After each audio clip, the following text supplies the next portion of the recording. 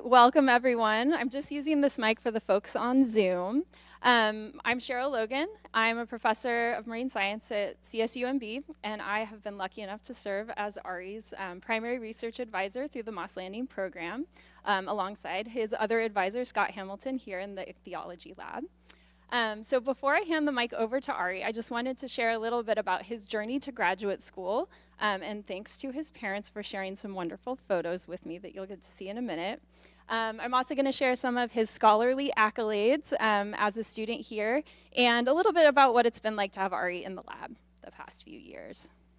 So, as you can see, Arie was a very curious kid from a young age. He was interested in learning how things work, feeding animals, playing in the dirt, and I think even making this nice diorama with a fish in it early on. He also started to make inroads into marine science early on. He was interested in sand as a little one, water, and fishing a little bit older. And for those of you that know Arie now, this may not come as a surprise, but he really loved dressing up as a kid too, in many different costumes. And this no doubt led to him winning best costume at the Halloween party at Moss Landing 2 years in a row, first as a treasure chest, and secondly as a transforming diver.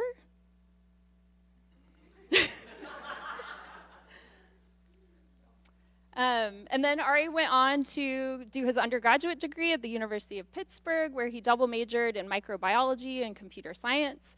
And it's there he also started doing research. As an undergrad, he was working on a project related to his ultimate master's thesis, but this time focused on human cancer gene expression and bioinformatics. So he was really leveraging his computer science background to apply to biology.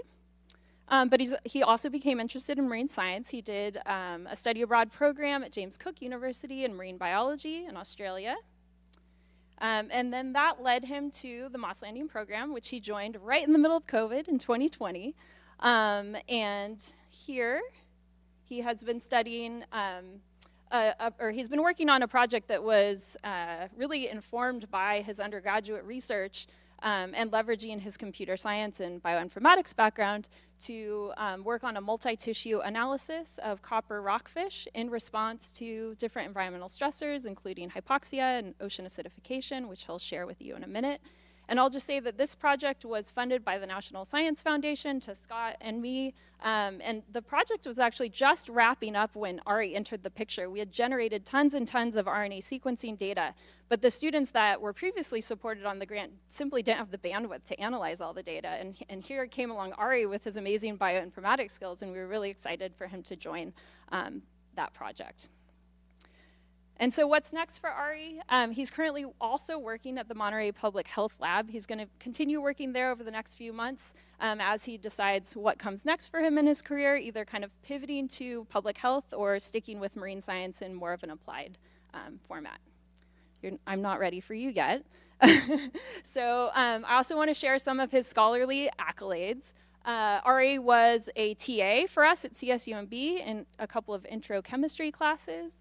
And he also sort of served as a de facto TA as part of an OpenScapes Champions program that came to our lab. This was a program that my lab and 7 other labs in the CSU participated in a few years back in order to increase our ability to do reproducible science using coding and data analysis. And as you can imagine, Arie was just a dream in terms of helping our lab participate in that program, and then also he helped keep that program going on over the past few years.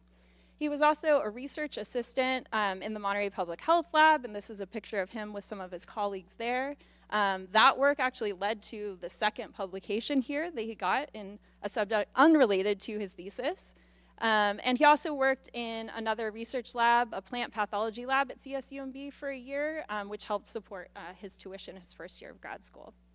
And then secondly, he already has 2 publications, neither of which are from his master's work. So he's also going to be a co-author on his master's work, in addition to some other publications that he has contributed to using his bioinformatics analysis skills at CSUMB. And so as a lab member, Arie has just been a fantastic person to have around. He's always willing to help out other students, either going out into the intertidal and collecting inverts, or there was another student who needed some help in the lab during COVID. Arie was always there to give a helping hand. He's always been just so generous with his time, especially for anyone doing bioinformatics or data analysis. He's kind of dropped everything. He's helped people do analysis. He's walked them through how to do it on their own. And we're really going to miss him. So with that, good luck in your next adventures, Arie, and I'm going to hand it over to you. Thank you.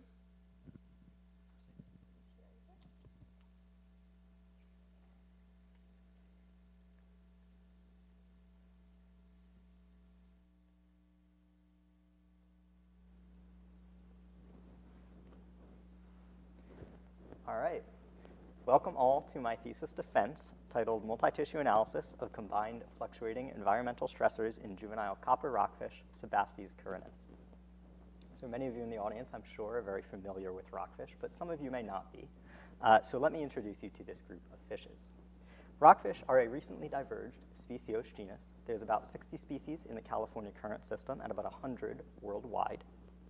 They share a variety of life history traits, habitat use, and depth distribution, allowing them to occupy a variety of ecological niches in their habitat.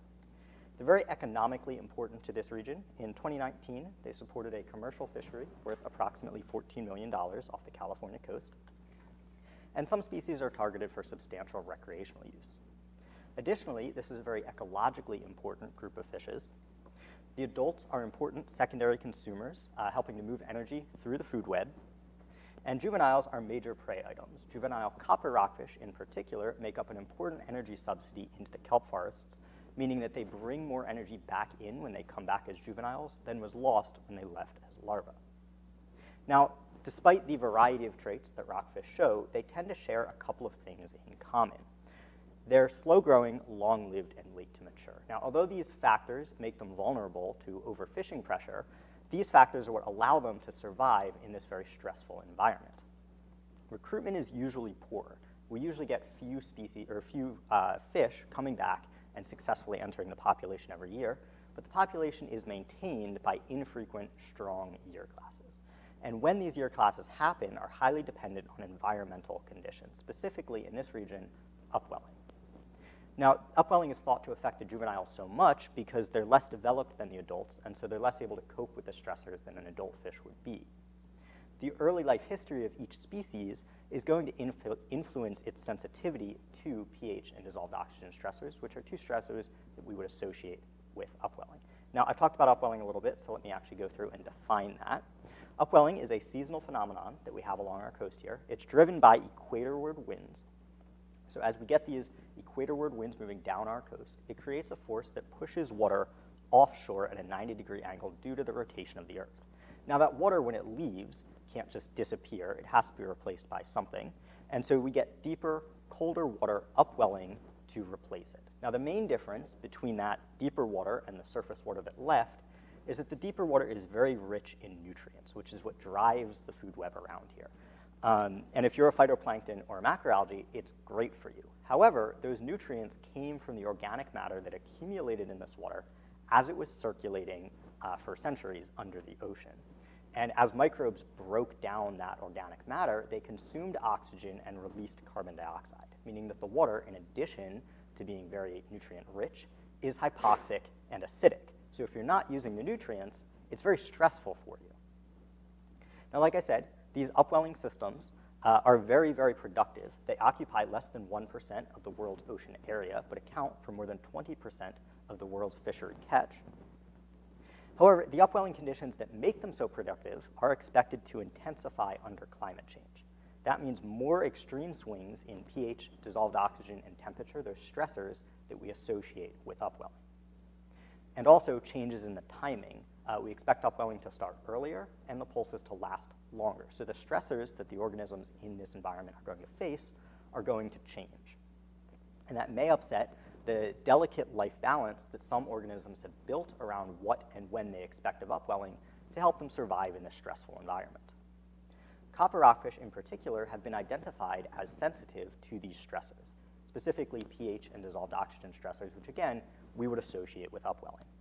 We've seen physiological effects, including decreases in aerobic scope, critical swimming speed and growth, increased ventilation rate, and changes in enzyme activity. We've also seen behavioral effects, including things like effects on lateralization, which is a measure of the effect on the brain.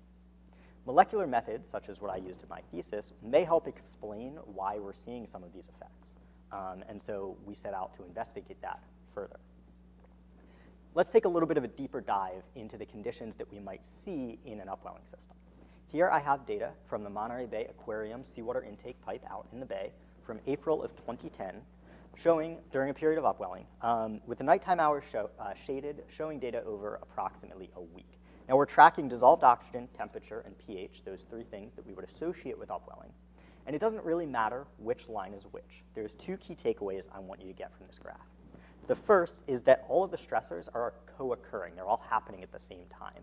If one of the line goes down, all of the lines go down at around the same rate. And that's because these factors are properties of the water that's moving through. So you're never going to encounter just one of them at a time. The second main point here is that they're not constant. These stressors are fluctuating up and down as the upwelling pulses go through, and sometimes those fluctuations can be quite rapid. So this is what we're seeing in the environment, but unfortunately in the laboratory, that's not always how we model it. Here I have a figure from 2016 showing the approximate number of combined stressor studies in marine organisms. And you can see that some stressors, like salinity and temperature, are very well studied, but others, like acidification and hypoxia, are very understudied, and that's despite the ecological relevance of these stressors that we saw on the previous slide. This is important because combined stressors don't always behave like the sum of individual stressors. If I put two stressors together, it may have a greater or lesser impact on the individual depending on how they interact. And that's not something that you could predict from looking at the individual stressors alone. The other major point that we got from the environmental data was the fluctuations. And again, this is something that isn't always modeled in the laboratory. Here I have data from mussels looking at the metabolic rate, and they were held at two different pH conditions. You can see the two static conditions are the solid bars, and the two shaded conditions are the fluctuating conditions. And you can see there's no difference between the fluctuating or the static bars themselves, but between static and fluctuating, there's a significant difference. If we had only looked at the static conditions, we might underestimate what the metabolic rate of these mussels would be in the field. When we're trying to determine if a species is going to be climate vulnerable, there's a couple of factors that can go into that. The first is exposure. This one's pretty simple. Is your environment going to change? If it's not going to change, you're probably not very vulnerable to climate change. But we know that upwelling is going to intensify in this region, and so we know that copper rockfish are going to be exposed to a changing environment. The second is sensitivity, and this is how affected is a species. We know from previous work that copper rockfish are sensitive to the stressors that we expect them to encounter more of. But the third component is adaptive capacity. The change is not instant. You, as a population, as a species, have some time to try to change yourself to better fit the new environment. And adaptive capacity is your ability to make those changes. There's a couple of things that could go into that. Things like genetic diversity or range shifts could play a role, but also things like inter-individual variation or gene expression could be very important to a population surviving in its new environment or not.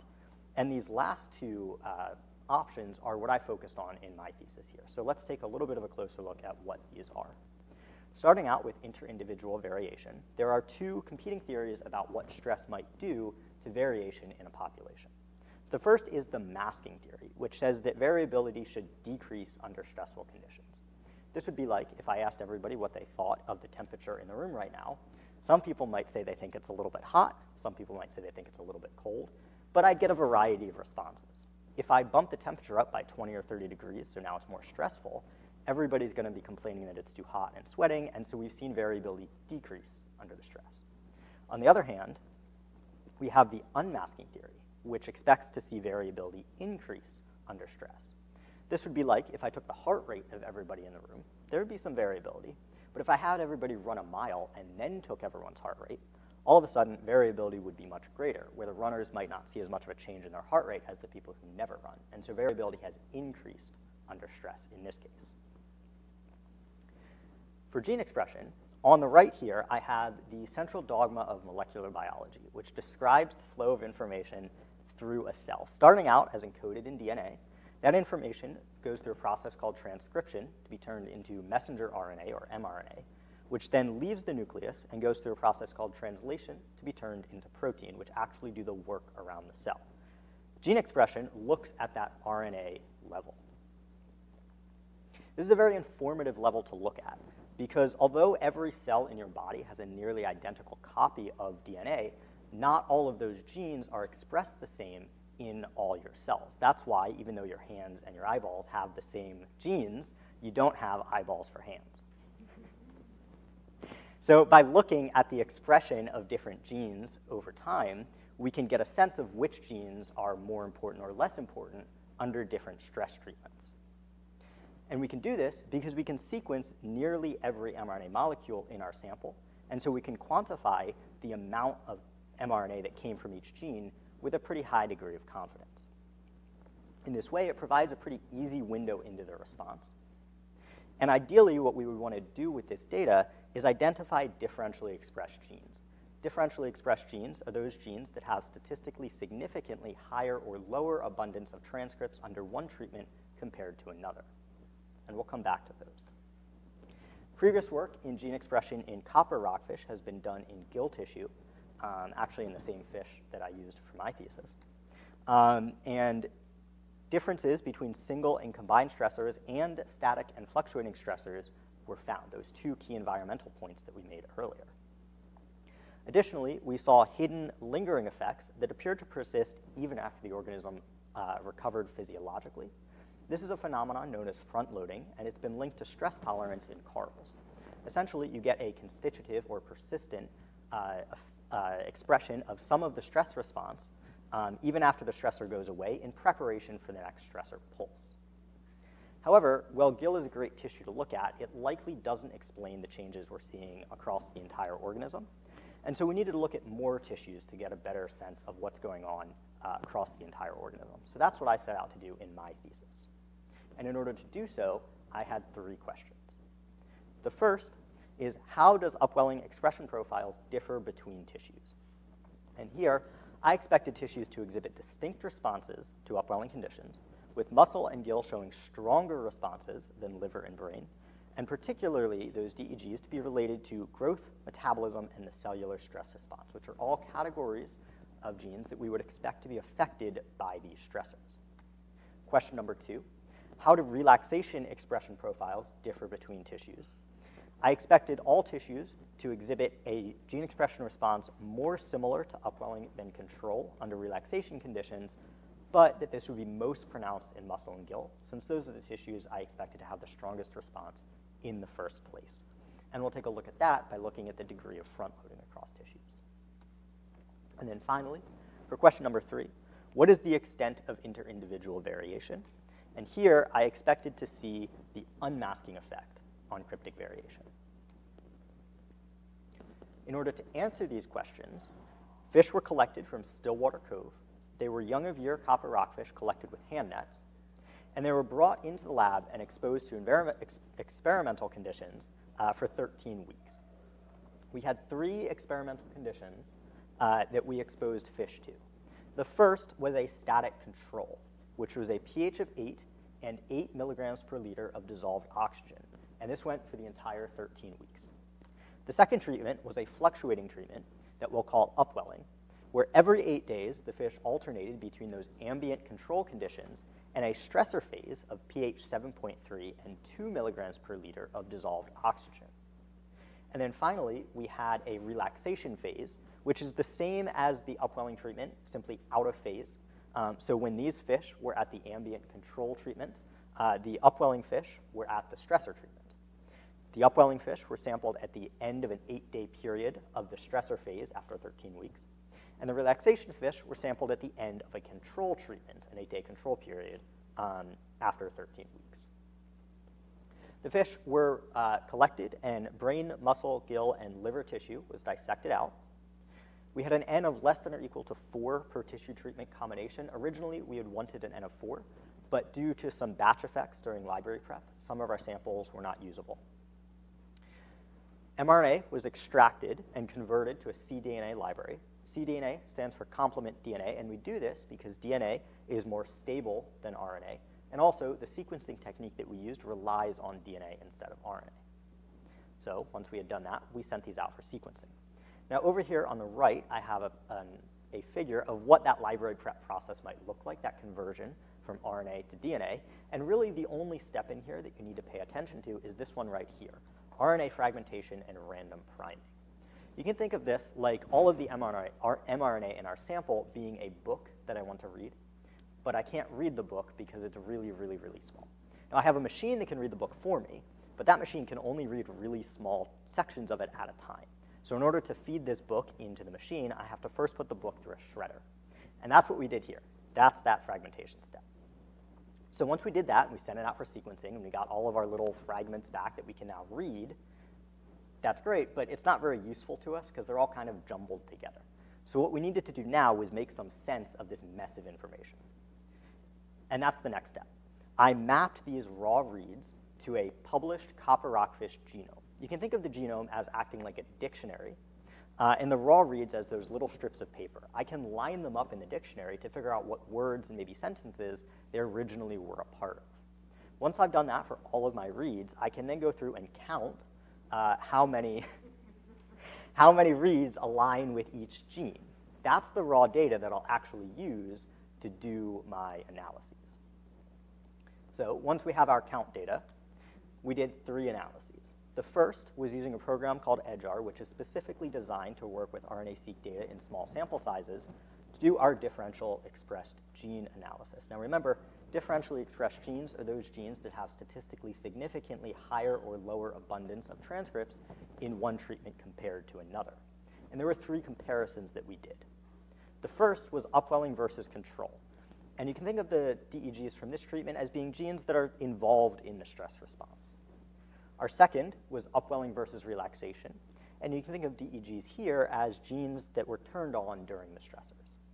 And then our third comparison was relaxation versus control. And you can think of DEGs from here as genes that stay on after the stressor goes away. Finally, once we had identified our differentially expressed genes for all these 3 categories, we went and did a functional enrichment analysis. This is done by assigning the genes to categories based on their functions, and then asking if any of those categories are present in my differentially expressed gene sample at a higher rate than I would expect given the statistical background of their prevalence in the genome. And this is done to sort of look at the higher functions that might be involved in the stress response. Our second analysis was a non-metric dimensional scaling, which is an ordination or clustering analysis that we can do to sort of visualize the similarities between samples. And then finally, we did a multivariate median absolute deviation analysis, which is a measure of inter-individual variation. For this last one, we only use genes involved in the canonical stress response. And that's because remember how even though all of your tissues have the same DNA, the gene expression is not the same. If we looked at the variation across all of the gene expression, it wouldn't be comparable between tissues. So we used a subset of genes for this one that we expect to be expressed in all the tissues so that we could compare across tissues. However, the first 2 analyses used all of our raw data. We'll look at the first analysis and the first comparison, upwelling versus control, to investigate our first question. The second question, we'll look at the first 2 analyses and all 3 comparisons, and then we'll look at the MAD data for our third question. Getting into results. We will look at question 1 and 2 a little bit together since they're related. However, we're going to start out with just some data for question 1. Here I have a proportional Euler diagram. It's just like a Venn diagram, but there's more circles. And the area of the circles is proportional to the amount of differentially expressed genes that they represent. And you can see that although each tissue had a number of differentially expressed genes associated with it, there's very little overlap between the tissues. And so we were seeing distinct responses in this comparison between tissues, which is what we expected. Diving into each tissue in a little bit more detail, starting off with brain, you can see that we have a lot of upwelling versus control, or green, differentially expressed genes, and a lot in the red comparison, upwelling versus relaxation, but there's very few DEGs from relaxation versus control in the blue. Pay attention to the relative number of red versus blue differentially expressed genes as we move through the tissues. If we look at the functional enrichment for these differentially expressed genes, we can see that cell division is significantly downregulated in upwelling versus control. Now, if I say something is downregulated, that means it's lower in the first term than the second term. So cell division here was lower in upwelling than it was in control. If I say something is upregulated, it's the opposite. It would have been higher in the first term. In upwelling versus relaxation, we also see cell division being downregulated in upwelling relative to relaxation. And in fact, it's those 33 differentially expressed genes that are shared between the two that are really driving this trend. If we look at a heat map, we'll see something similar, but this can be a little bit visually overwhelming. So let's step through an example of how you might read that kind of a figure. So across the top on the x-axis, we've got our samples. So every column represents data from the same sample. On the y-axis are genes, so every row is going to be data from the same gene. That means every cell represents data from that gene in that sample. Any cell that's colored in blue means that the expression of that gene in that sample was lower than the average. Anything in red means it was higher, and anything in black means it was right about where the average is.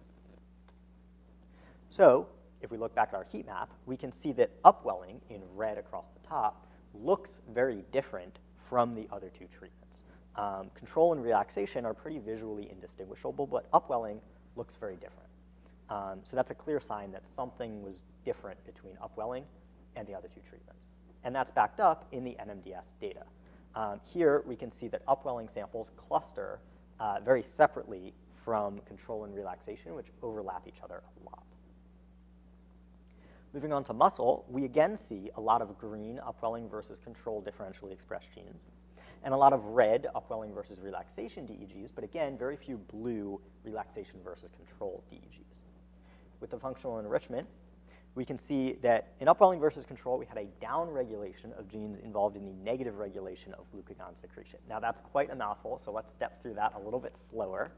Glucagon is secreted by the pancreas and has the liver release more glucose into the bloodstream, so it would raise blood sugar.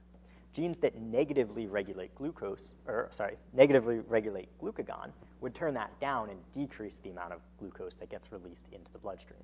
If we downregulate the genes that negatively regulate glucagon, we would probably see an increase in blood sugar.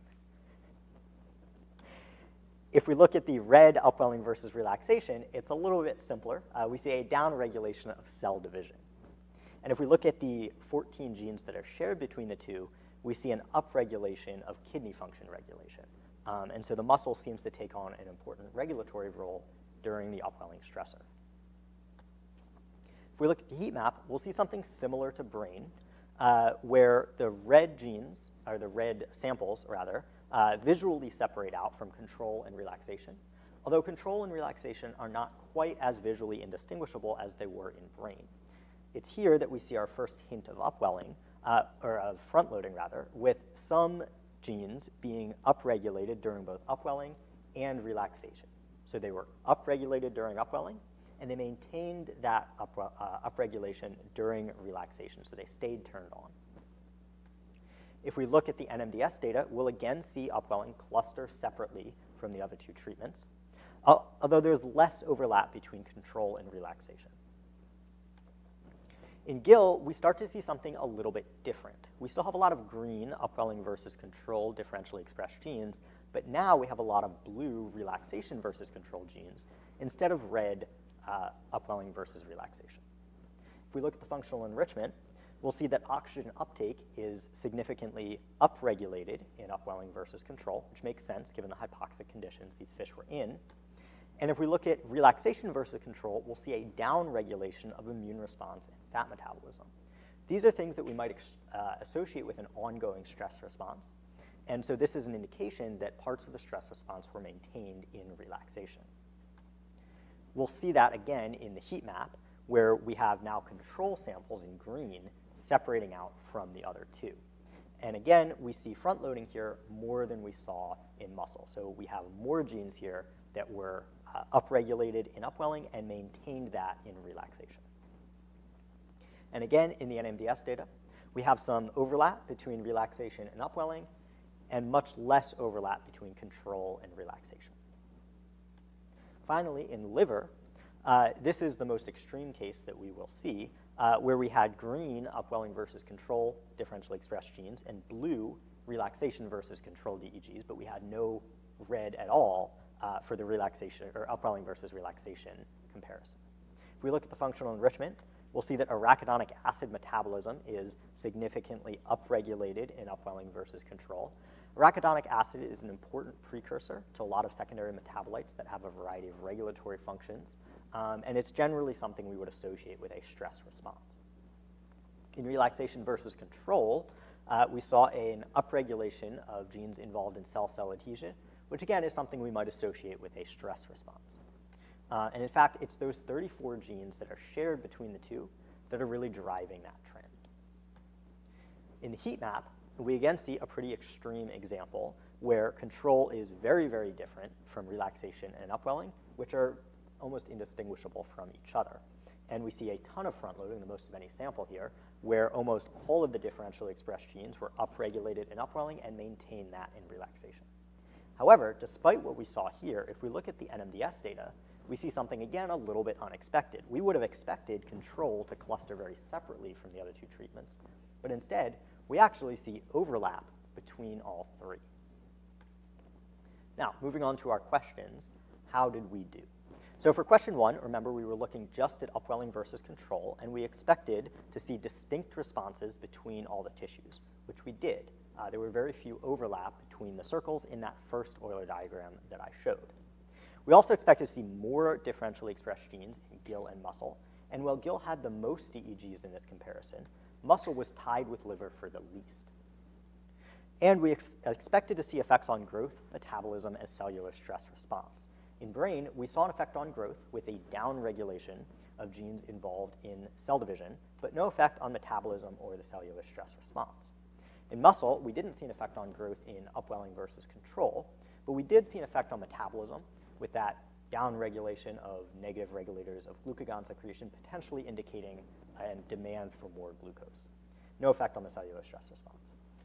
In gill, no effect on growth, but we did see an effect on metabolism again, this time with the upregulation of oxygen uptake genes, and no effect on the cellular stress response. And then finally, for liver, no effect on growth, no effect on metabolism, but we did see an effect on the cellular stress response with that arachidonic acid metabolism. Our key takeaways from question number 1. We, in general, saw lack of an evidence of a switch to an anaerobic metabolism, which is a step the organism might take under hypoxic conditions. It's possible that the gills are able to compensate for the low dissolved oxygen in the environment by increasing those oxygen uptake genes and also increasing things like ventilation rate. Although we did see some evidence of energetic stress in muscle. Anaerobic metabolism is less efficient than aerobic metabolism, and so if the muscle was relying on that, it would have required more fuel to burn through for the same amount of energy. And so that could explain the asking for more glucose. However, we didn't see any effect on genes that are directly involved in anaerobic or aerobic metabolism, which does line up with previous studies which saw effects on metabolism in enzyme activity, but not in gene expression. We also saw a lack of a conserved cellular stress response. All the tissues instead seem to rely on tissue-specific strategies, which makes sense given their evolutionary history in this area and their previous exposure to these stressors. For question number 2, we expected to see the same thing across all tissues, but instead, we saw 2 different patterns of recovery. Remember, we expected that relaxation would be more similar to upwelling than control across all tissues, but in fact, that was only true in gill and liver. In brain and muscle, we saw relaxation being more similar to control than upwelling. And we expected originally to see higher front loading in muscle and gill, those 2 tissues that we expected to have the strongest response. But instead, we saw low front loading in brain and muscle and high front loading in gill and liver, which doesn't quite line up with what we had originally expected, but does make sense given the trends that we saw in the data. Our key takeaways from question number 2. Brain and muscle appear to recover quickly compared to the other tissues. This is a strategy that is known as transcriptomic resilience and has also been linked with tolerance in the past. Essentially, you mount a response when the stressor is there, and then you get rid of it as soon as you don't need it, so that you're not wasting energy on a stress response you don't need. This may be important for these tissues in particular, since muscle may want to do things like focus on growth, and brain is probably a tissue that you want functioning normally rather than in a stress state as often as possible.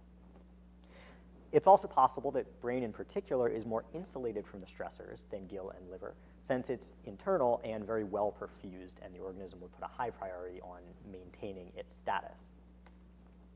On the other hand, we saw front-loading in gill and liver, which again is another strategy that has been linked with tolerance. However, it comes at an energetic cost.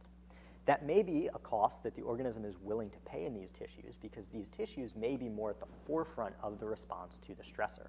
They have a more active role in the response if they're maintaining part of the stress response. When the stressor comes through again and they're already sort of partially responding to it, it's like having your firefighters already at the fire before the fire breaks out. So it might make the organism overall more tolerant, even if it does come at an energetic cost.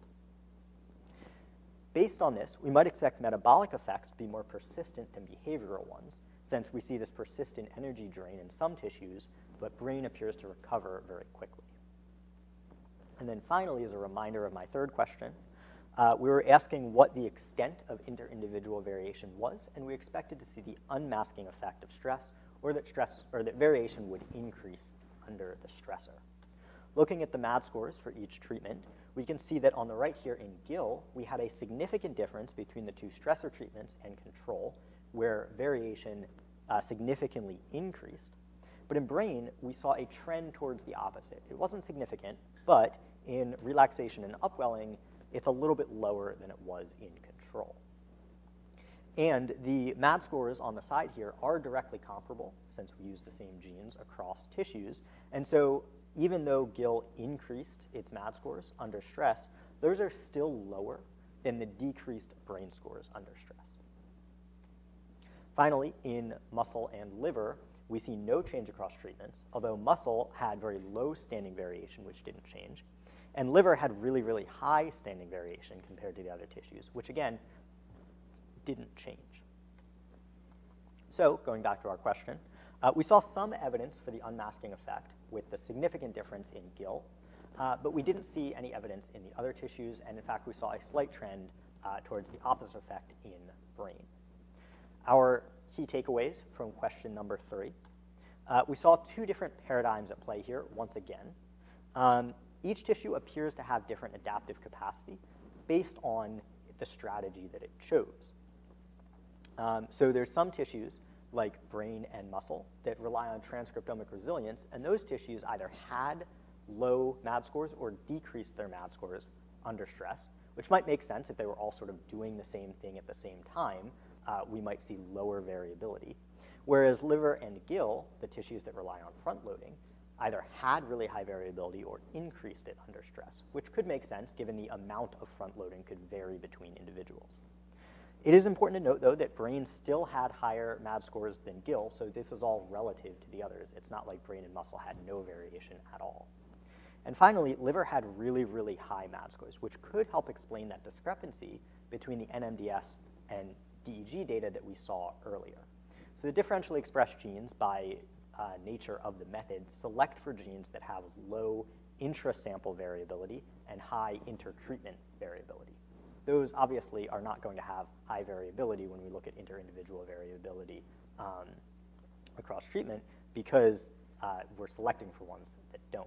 So if we look at this analysis, which didn't take the DEGs into account, compared to the NMDS data, which looks across all genes, that may explain why we saw some higher variability than we were expecting in the NMDS data.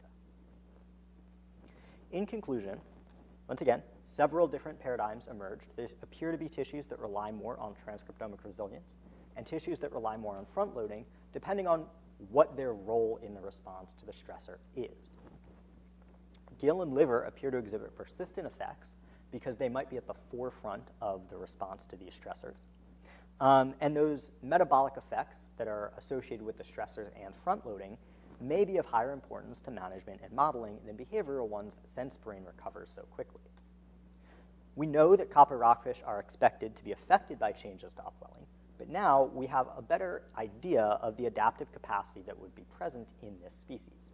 The tissue-specific strategies that we saw are a good sign, because instead of relying on a general panic button, the fish is still using targeted responses to these stressors that are evolutionarily derived. However, how far these strategies will take the fish in the future still remains to be seen, and management may need to take this into consideration to effectively manage the species. Copper rockfish populations are significantly depleted off of California as of 2021, and they're listed as a species of greatest conservation need and a priority species by the Washington Department of Fish and Wildlife. Now, it's unclear exactly why this is the case. Many rockfish species were historically overfished. Those same traits that allow them to survive in this environment make them vulnerable to overfishing pressure. However, copper rockfish were not one of those species, and most of the species have since recovered since the fisheries were closed in the early 2000s. It's also not just the molecular effects that we covered here today, given the lifespan of these fish and the timing of when the population started to decline. However, these molecular effects may compound issues in the future as climate change progresses. Lowered growth in particular may be a concern due to energy diversion to a front-loaded stress response. Historically, life history interactions have been thought of more from a top-down approach, with the long lifespan and slow growth interacting with fishing pressure, but we may increasingly see bottom-up effects of early life history and sensitivity to upwelling stressors play a role in population dynamics for this species. We did it. All right, moving on to acknowledgements. First off, I would like to thank my committee, starting off with Dr. Cheryl Logan, my primary research advisor. You are just a wonderful advisor. You always do the best for your students. You've made me so much of a better scientist, and I couldn't have imagined what grad school would be like without you. Thank you very much. Dr. Scott Hamilton, your dedication to science is impressive. I learn something every time that I talk to you, and you're always willing to go out of your way for your students. Thank you for all the times that you've responded to me at odd hours or helped me out with my thesis. Again, this project would not be the same without your co-advisorship. And Dr. Tom Connolly, when I first got out here, your physical oceanography class sort of laid the academic foundation for me in marine science, since I didn't really do it at an undergrad level. And I've built on that foundation ever since. You're always able to offer really insightful comments, and you've really improved my thesis. So thank you, all of you. The MLML and CSUMB communities, thank you to everybody who came out here today and has known me and supported me throughout, especially the ichthyology and Logan labs, my lab mates. I'm always impressed by what you guys accomplish, and I'm really excited to see the science that you guys will do in the future. I'd also especially like to thank the former members of the lab who were involved in this project before me at any stage, but especially Holly and Melissa for doing a lot of the early data generation and really getting this project off the ground. I would not be up here presenting this data without them, so thank you very much. Dr. Nathaniel Ju for helping me out with access to the CSUMB servers and helping me install software and listening to all my requests to modify it and make changes and going through with that. Thank you. Tara here at Moss Landing, a pillar of the community, for helping to guide me through the often confusing pathway it takes to get through grad school and really going out of her way to help all of the students. Dr. Zerine de Miguel for a couple of conversations that really helped me stay on track with this data. This kind of data is easy to get lost in, and those conversations are really helpful in keeping me on track with my questions and not getting lost in the forest. Pat at CSUMB for facilitating access to some equipment that I did a lot of the work on that I couldn't do on my own or on the CSUMB servers. Jetstream and NSF for funding for the project, both for the RNA-seq data generation as well as some additional compute resources that were instrumental to the early stages of this project. And of course, my friends and family. My coworkers at the Public Health Lab for just being great people and allowing me to extend my bioinformatics knowledge. All of my friends, whoever could join me here today, thank you. I'll thank all of you in person, but know that I appreciate all of you. And of course, my family, again, those of you who could join me here today. And in particular, my wonderful parents, who have loved and supported me my entire life. I wouldn't be here without them. They've always encouraged me to pursue my dreams, which again is why I'm here. So thank you guys very much. I love you very much. And of course, my sisters, who have always pushed me to give 100% and do the best that I possibly can. And with that, we can take questions.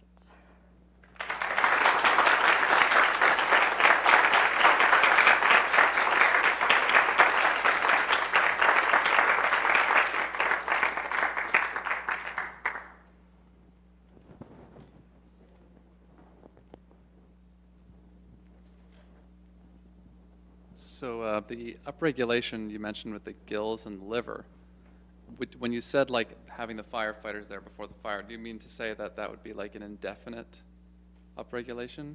Like would it just go on forever after it's experienced those conditions? Good question. So it's hard to tell since we only have one time point in our data at the end of the cycle. We would expect that if the fluctuating cycles disappeared, we may eventually see the front-loaded response disappear. But the front-loading response is in response to the previous fluctuating cycles. And so as long as the organism expects those fluctuating stressors to continue, we would probably continue to see some amount of front-loading.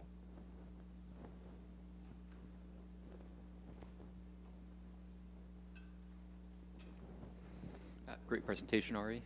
So another factor that varies with upwelling is temperature. Can you speculate on how the results might change if temperature were fluctuating along with DO and pH in the experiments? Yeah, so temperature usually drops with upwelling. And since fish are cold-blooded, we would expect their metabolic rate to decrease under temperature, which would decrease the energy that they needed to expend during this time period. And so it might actually be easier for them a little bit in a colder environment, since they wouldn't have so many energy demands at the time when they can't get as much oxygen. However, due to climate change, we may expect the upwelling to get a little bit warmer than it otherwise would have, which could make it more stressful for the fish, since they now have a higher metabolic rate and need to expend more energy just normally.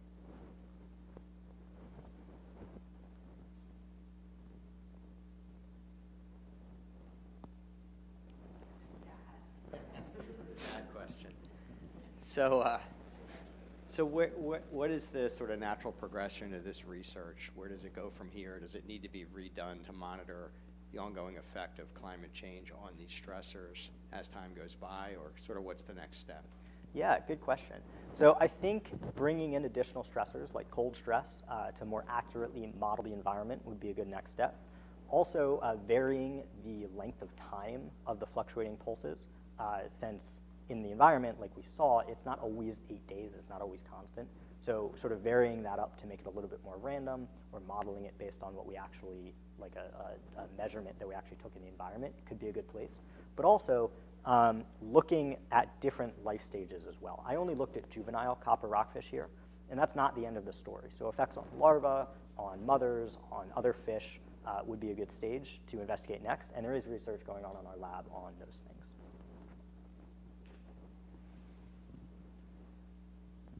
Do we have any questions from the Zoom audience members? Nope? Okay. Any more questions here? Scott? So you didn't really see any shifts towards anaerobic respiration at all, right, in the gene expression data. So does that suggest that these fish are probably pretty resilient, I guess, to these declines in oxygen levels? Like how much lower could it go, I guess, before they really can't hack it anymore? Yeah, good question. So we did see decreases in their metabolic rate and their aerobic scope. So they're definitely affected by the low oxygen. They're not just doing fine, but they are able to maintain their aerobic respiration as far as we can tell. Now, there might be some sort of tissue-specific effects. We didn't see the shift in the gene expression, but we did see some evidence of energetic stress in muscle. And so it's possible there were some post-translational effects, changes in enzyme activity, where the muscle was relying a little bit more on anaerobic activity. Regardless, if it was, it would be more of an energy drain on the fish, since they'd require more food and more glucose to burn through to use a less efficient mechanism. Okay, and then we have a question from an online community member, Samantha, I forget her last name. She would like to know if you would expect to see similar changes in gene expression if you were to do this similar type of study on marine mammals. Okay. Yeah, good question.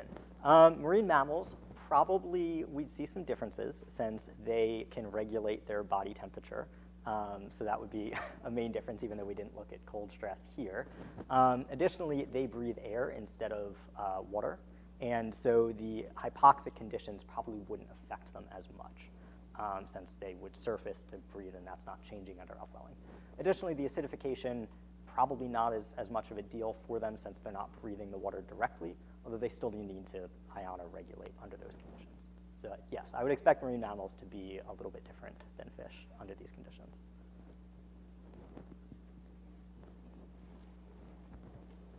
Great talk, Arie. I was curious if you had thoughts about why you saw like a qualitative flip in those heat maps between tissues. So, you know, within the upwelling treatment specifically, you saw, like for brain tissue, there was a set that was upregulated under upwelling versus another set that was downregulated, but it was the opposite pattern from like muscles and gills. I was wondering if you had thoughts about why that would be. Yeah, so the difference between brain and muscle and gill and liver, I think that's a reflection of the transcriptomic resilience versus front-loading strategies that we're seeing. So with transcriptomic resilience, you're going to turn on the stress response during upwelling and then turn it off as fast as you can. So that means the control and relaxation should be pretty similar, and upwelling should look different, which is what we saw.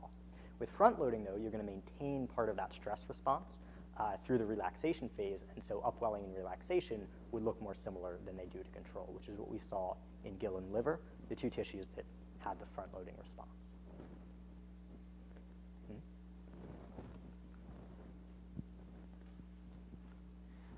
So with the third question, you were talking about masking and unmasking, and you had originally thought that there would be trends toward unmasking, but it seemed like, particularly I believe in the brain tissue, that there was actually seemed to be an opposite effect towards masking, and then most of the other ones, you didn't see a super strong trend towards unmasking. Do you know why that might have trended a little bit more towards masking or just specifically not towards unmasking?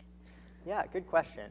So we actually saw the strongest evidence for unmasking, where we saw the significant difference in gill. Although you're right, in brain we saw a trend towards the opposite effect. I think it's a reflection of, again, the strategies that each tissue used, how much variability there was. But it's important also to keep in mind that we just looked at a subset of genes here. We didn't look at all of the genes or the differentially expressed genes. And so it's possible that we're seeing some reflection of that in the data. If we had looked at a broader subset of genes in this analysis, it might be less comparable between tissues, but we might have a better picture of the true variation within that tissue.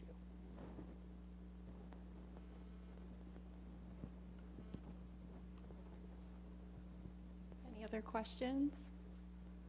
Okay, well, I guess we'll give Arie a little bit of a break. So there's some food over here for everyone to enjoy. We are going to whisk Arie away for some more questions with his committee for another half an hour or so. But please enjoy the food, and let's give Arie one more round of applause for his amazing talk today.